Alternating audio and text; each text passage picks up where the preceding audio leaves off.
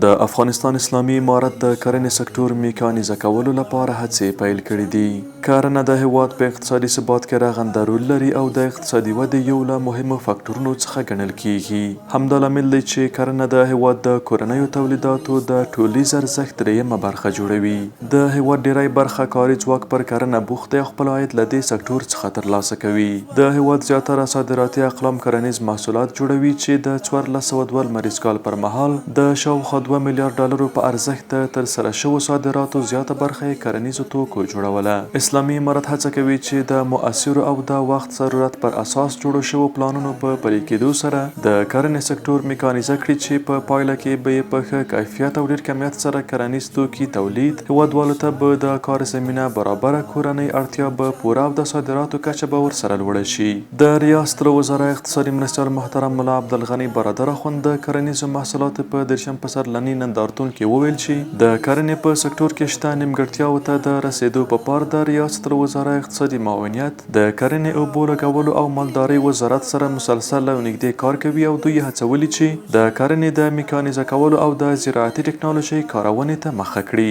همداراز اقتصادي معاونیت د افغان متخصصینو په مرسته عملاً د هېواد د ملي پراختیا پر ستراتیژۍ کار روان کړی چې د اعلی قدر امیر المؤمنین شیخ صاحب حفظه الله له منظورۍ وروسته به عملي او په وسیله به وتوانیږي چې د افغانستان زراعت میکانیزه او هېواد به د صنعتي کېدو په لور سا وکړي. همدارنګه په هېواد کې د کرنې په سکټور کې د کورنۍ او بهرنۍ پانګونې لپاره خوندي چاپیریال برابر شوی او په دې برخه کې لا هم هڅې روانې دي چې د اوبو مدیریت لپاره عملاً کار پیل شوی او په دغه برخه کې ښه مثال په دې وروستیو کې په هرات کې د پاشتان بند د نیمګړو کارونو پیل دی. جوړې بدې شاړې کړم ښایسته به دې سوچن